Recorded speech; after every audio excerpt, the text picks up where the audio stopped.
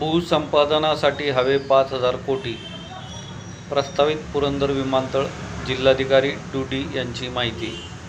प्रस्तावित पुरंदर विमानतळाच्या भूसंपादनासाठी सुमारे 5,000 कोटी रुपये लागणार आहेत. तसेच जमिनीचा मोबदला आणि परतावा वाढवून मिळावा अशी मागणी शेतकऱ्यांची आहे. त्याबाबत राज्य सरकारकडे चर्चा करू अशी माहिती जिल्हाधिकारी जितेंद्र डोडी यांनी शुक्रवारी दिली. जिल्हाधिकारी डोडी यांनी शेतकऱ्यांशी चर्चा केली. मोबदला किती देण्यात येईल या संदर्भात प्रशासनाने त्यांची बाजू शेतकऱ्यांना सांगितली. मोबदला वाढवून मिळावा.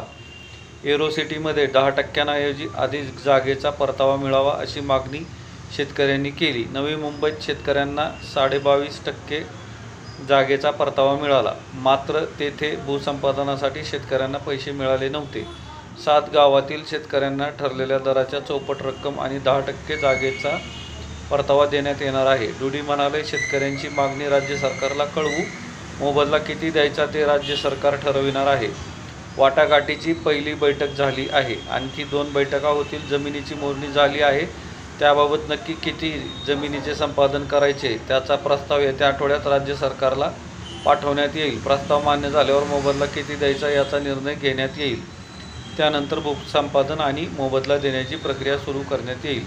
पुढील वर्षी कामास सुरुवात. भूसंपादनाची प्रक्रिया जानेवारी-फेब्रुवारीपर्यंत पूर्ण करण्याचा प्रयत्न राहील. त्यामुळे मोबदला देण्याचे काम डिसेंबरमध्ये सुरू करावे लागेल. तरच विमानतळाच्या कामास पुढील वर्षीच्या उन्हाळ्यात सुरू करता येईल.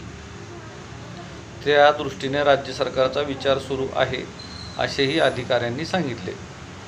तर अशा प्रकारे वाटाघाटीची पहिली बैठक काल संपन्न झाली आहे.